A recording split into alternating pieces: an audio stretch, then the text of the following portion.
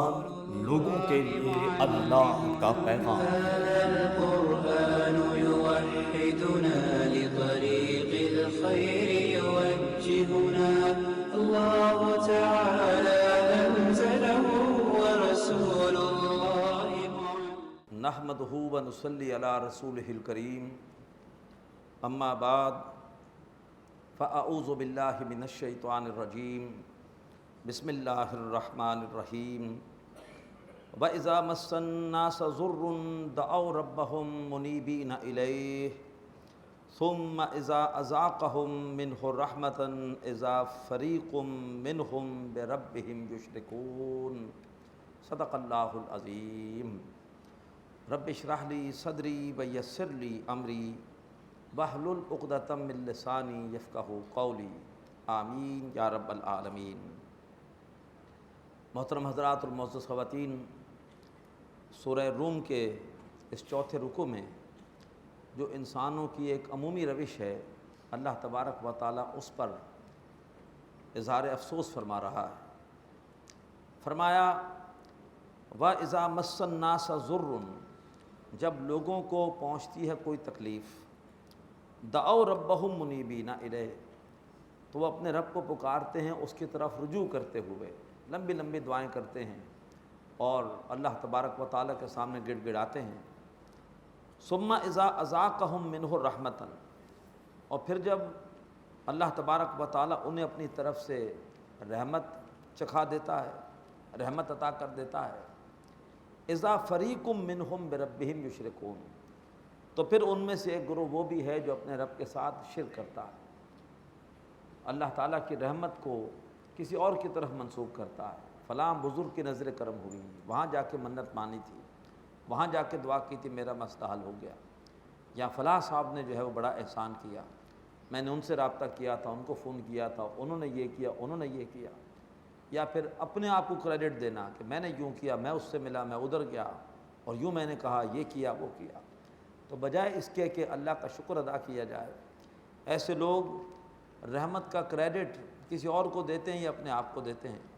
فرمایا وہ اپنے رب کے ساتھ شرک کرنا شروع کر دیتے ہیں، لِيَكْفُرُوا بِمَا آتَيْنَاهُمْ، تاکہ انکار کریں اس نعمت کا جو ہم نے ان کو دی ہے۔ فَتَمَتَّعُوا، تو مزے اڑا لو، فَسَوْفَ تَعْلَمُونَ، پس تم ان قریب جان لو گے۔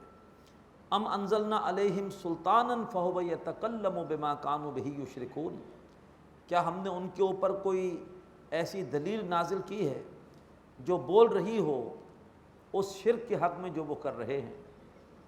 وَإِذَا أَذَقْنَا النَّاسَ رَحْمَةً فَرِحُوا بِهَا، اور جب ہم لوگوں کو رحمت کا مزہ چکھاتے ہیں تو وہ اترانے لگتے ہیں، بہت خوش ہوتے ہیں، اتراتے ہیں۔ وَإِن تُصِبْهُمْ سَيِّئَةٌ بِمَا قَدَّمَتْ أَيْدِيهِمْ، اور جب ان کو پہنچتی ہے کوئی برائی، کوئی تکلیف بسبب ان کے ہاتھوں کی کمائی کی وجہ سے، ان کے گناہوں کی وجہ سے، اذا ہم یقنطون، تو وہ مایوس ہو جاتے ہیں۔ ہونا کیا چاہیے؟ نعمت ملے تب بھی انسان اپنے دائرے میں رہے اور اترائے نہ، اکڑے نہ، اللہ کا شکر ادا کرے۔ تکلیف آئے تو تب بھی اس کو جھیلے، برداشت کرے، حدود کے اندر رہے، اپنے آپ کو تھامے، وابیلہ نہ کرے، شور شرابہ نہ کرے اور مایوسی کا اظہار نہ کرے۔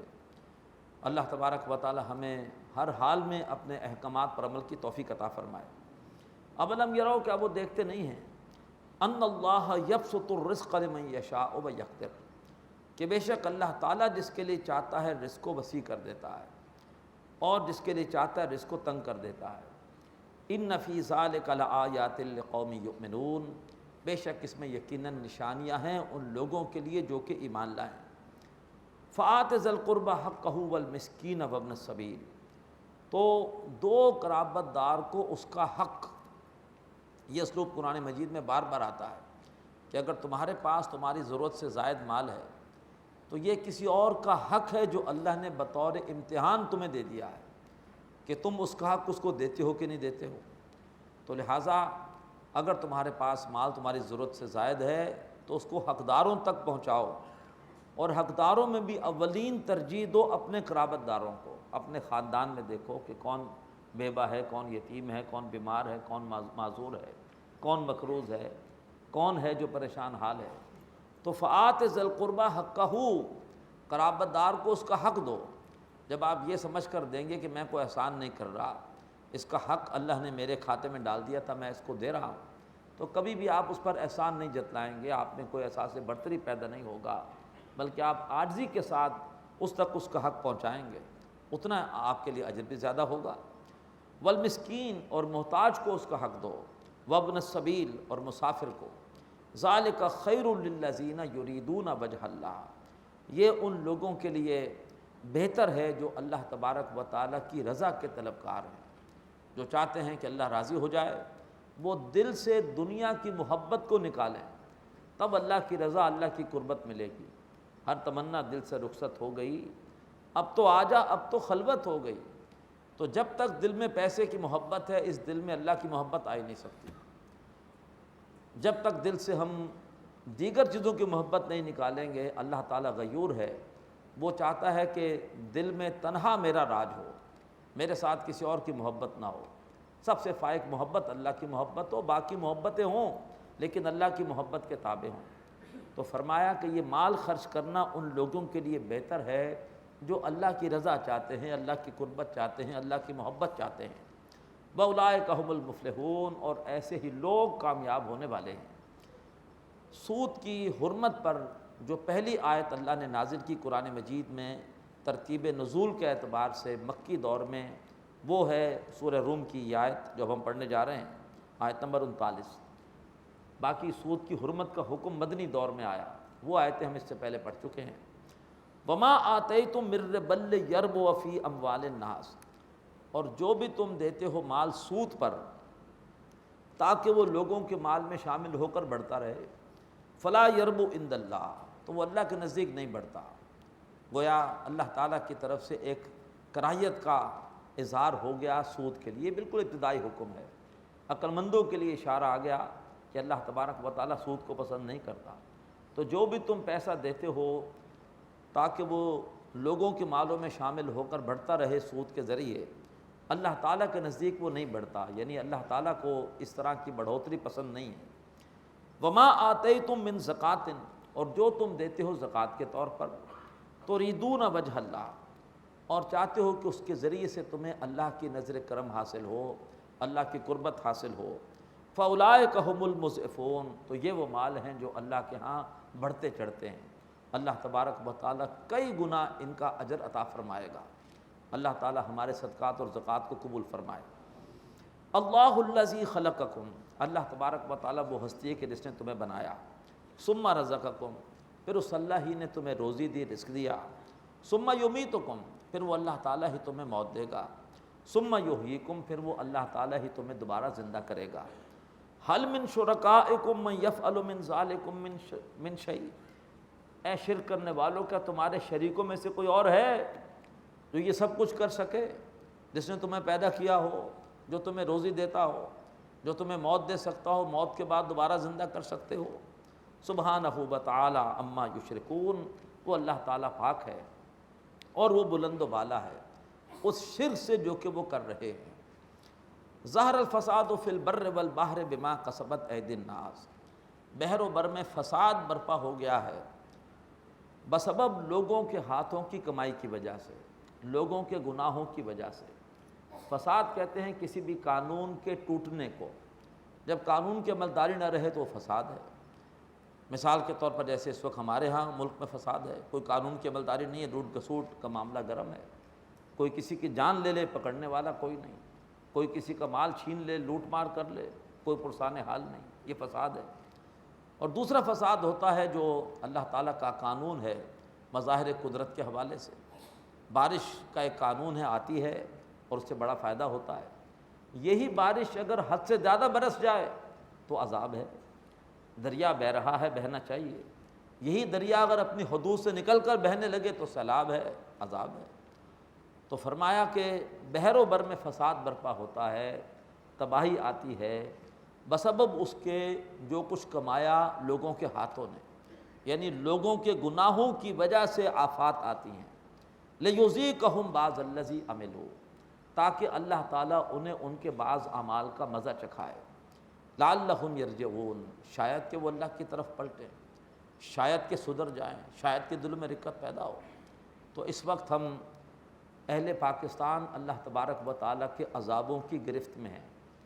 ہم پر بدترین زلزلہ بھی آیا، رمضان کے رحمت والے مہینے میں آیا، ہم پر 2 سال سے سیلاب بھی آ رہے ہیں، اور پچھلے سال کا سیلاب زیادہ شدید تھا سابقہ سال کے مقابلے میں۔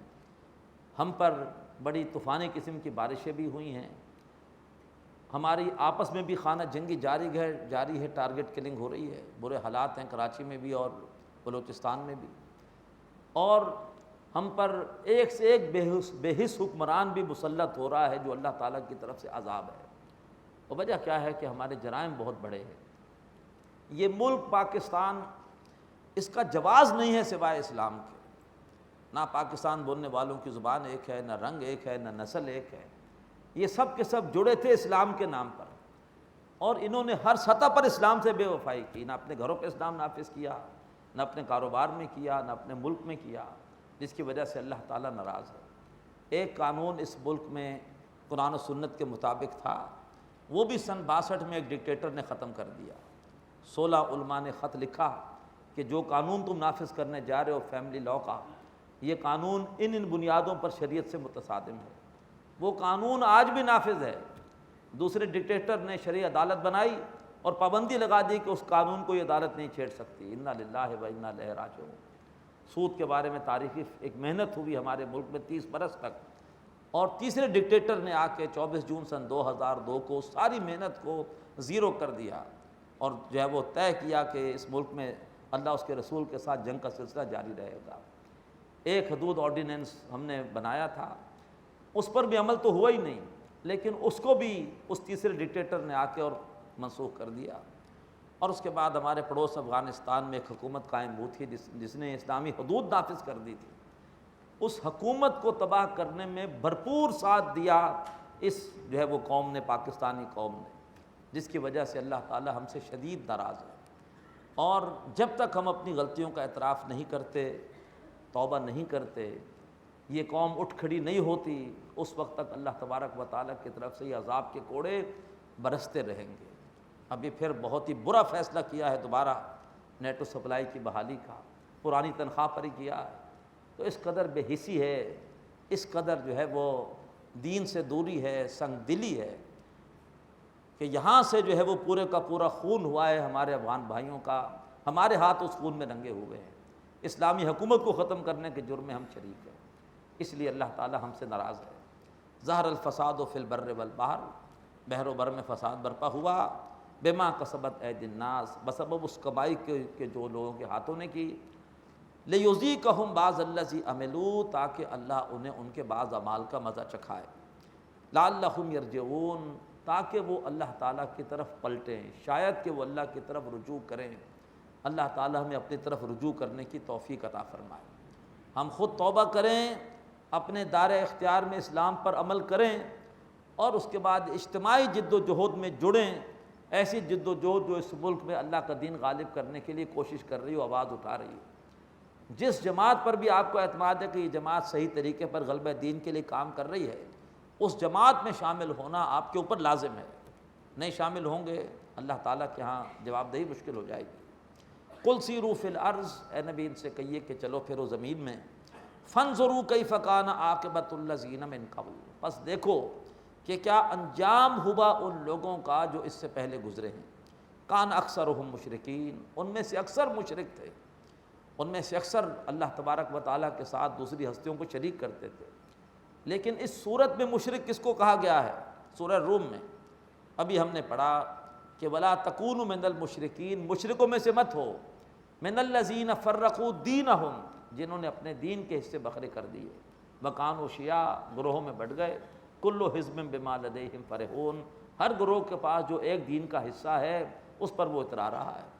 تو یہ دین کے حصے بکھرے کرنا، فرقہ واریت پیدا کرنا، فرقہ واریت کو مزید تقویت دینا، اختلافی ایشوز کو اور ہوا دینا، اور انہی کے اوپر بحث کرنا، مناظرے کرنا، اس کے حوالے سے جو ہے وہ لوگوں کے ذہن خراب کرنا، یہ بھی شرک ہے، یہ کرنے والے بھی مشرک ہیں۔ تو فرمایا کہ چلو پھرو زمین میں دیکھو سابقہ لوگوں کا کیا انجام ہوا، ان میں سے اکثر مشرک تھے۔ کرنا کیا چاہیے؟ فَأَقِمْ وَجْهَكَ لِلدِّينِ الْقَيِّمِ، دوبارہ فرمایا کہ اپنے چہرے کا رخ بالکل اے نبی سیدھا کر لیجئے خالص دین کے لیے، ہر سطح پر دین پر عمل ہو، اللہ کی اطاعت ہو، گھر میں بھی اللہ کی اطاعت ہو، شرعی پردہ ہو، گھر میں کوئی ڈرامے، کوئی فلمیں، کوئی بےہودگی گھر پہ نہ ہو، کوئی بے-حیائی گھر پہ نہ ہو، کاروبار میں بھی اللہ کا دین اس پر عمل ہو، کوئی جھوٹ نہ ہو، اور اس کے ساتھ ساتھ شادی بیاہ میں بھی اللہ کے دین پر عمل ہو، غمی کے موقع پر بھی اللہ کے دین پر عمل ہو، اور اس کے بعد پورے کے پورے اپنے نظام حکومت میں بھی کوشش کی جائے کہ اللہ کے احکامات جاری و ساری ہوں، اللہ تعالیٰ کی شریعت نافذ ہو۔ اللہ تبارک و تعالیٰ ہمیں اس کے لیے ہمارے دلوں میں انشراح پیدا فرمائے، اللہ ہمیں اس کے لیے قبول فرمائے۔ جہاں اختیار ہے وہاں پر اللہ کی اطاعت کریں، جہاں اختیار نہیں ہے وہاں پر اللہ کی اطاعت کروانے کے لیے تن من دھن لگا دیں۔ فرمایا فَأَقِمْ وَجْهَكَ لِلدِّينِ الْقَيِّمِ، اے نبی اپنے چہرے کا رخ بالکل سیدھا کر لیجئے خالص دین کے لیے، من قبل ان یاتی یوم لا مرد لہ من اللہ، اس سے پہلے کہ وہ دن آ جائے کہ پھر جسے اللہ تعالیٰ کے سامنے پھیرنا ممکن نہ ہو، تمہاری موت آ جائے، اس وقت تم حسرت کرو ارے کاش کہ میں نے پورے کے پورے دین پر عمل کے لیے آغاز کر دیا ہوتا، اس کے لیے کوشش کی ہوتی، میں تو ڈیلے کرتا رہا، تاخیر کرتا رہا، یہ تو موت آ گئی ہے۔ اور یا یہ ہے کہ تم پر کوئی عذاب آ جائے، کوئی آفت آ جائے۔ یومئذ یصدعون، اور اس روز یعنی روز قیامت وہ لوگ جدا جدا ہو جائیں گے۔ من کفر فعلیہ کفرہ، جس نے کفر کیا اس کے کفر کا وبال اسی پر پڑے گا۔ ومن عمل صالحا فلانفسہم یمہدون، اور جو لوگ بھی اچھا عمل کر رہے ہیں تو وہ اپنی ہی راہ کو سنوار رہے ہیں، اپنی ہی قبر کو جو ہے وہ روشن کر رہے ہیں، وہ اپنے لیے ہی بساط بچھا رہے ہیں۔ لیجزی الذین آمنوا وعملوا الصالحات من فضلہ، تاکہ اللہ تعالیٰ ان لوگوں کو جو ایمان لائے اور جنہوں نے اچھے اعمال کیے بدلہ دے اپنے فضل میں سے۔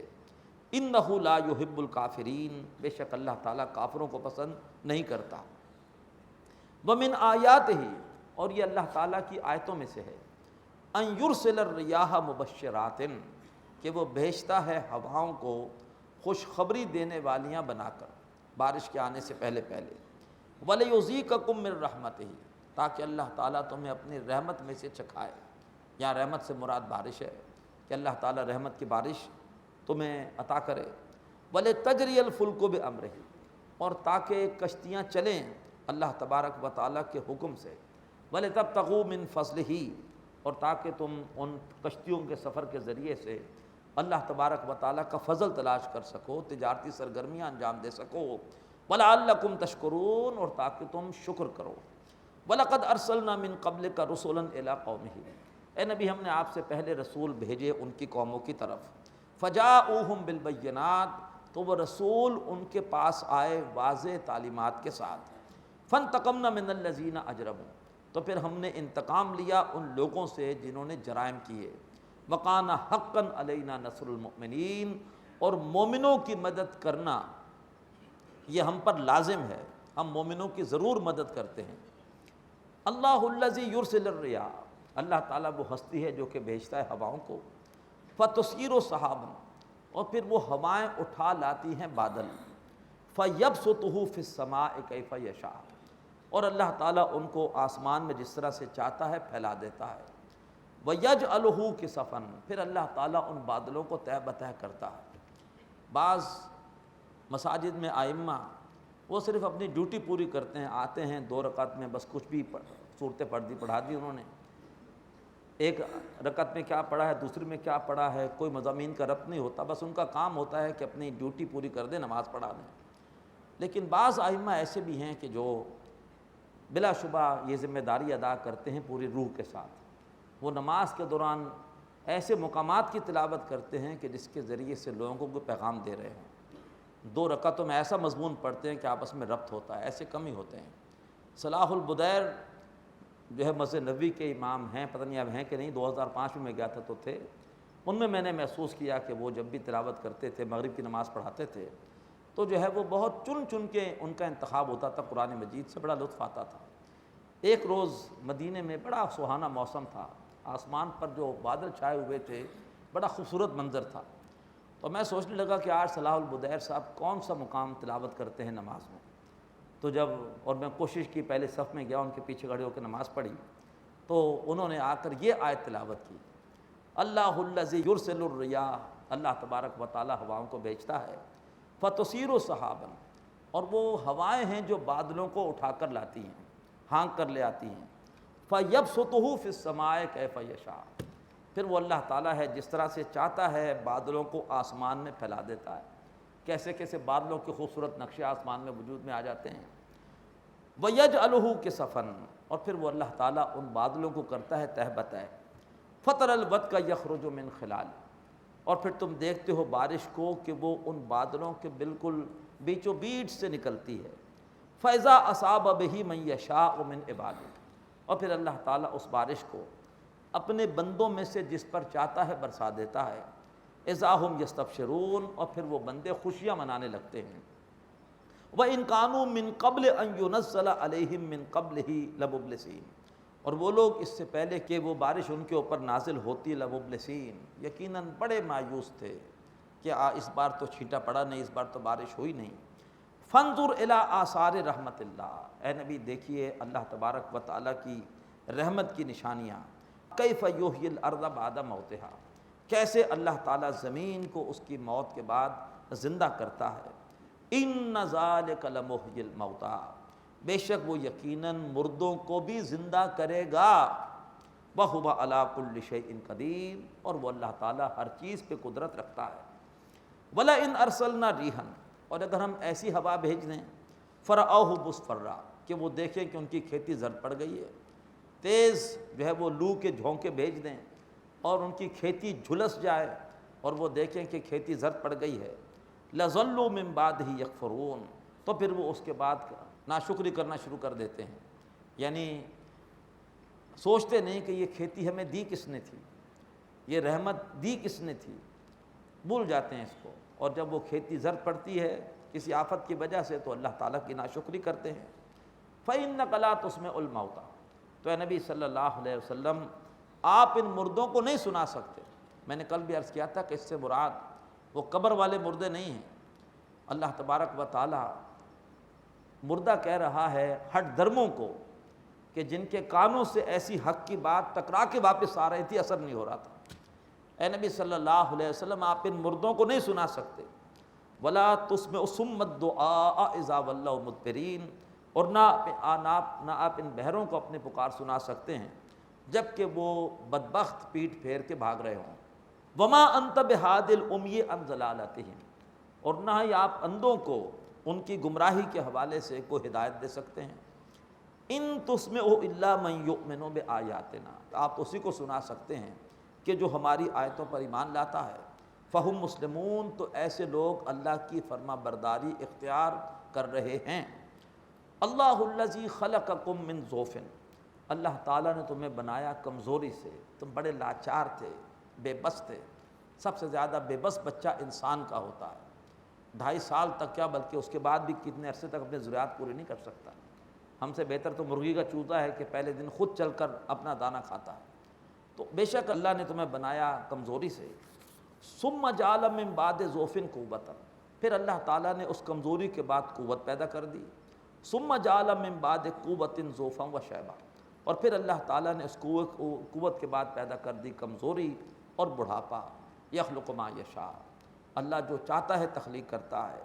وَهُوَ الْعَلِيمُ الْقَدِيرُ، وہ اللہ تعالیٰ سب کچھ جاننے والا اور قدرت رکھنے والا ہے.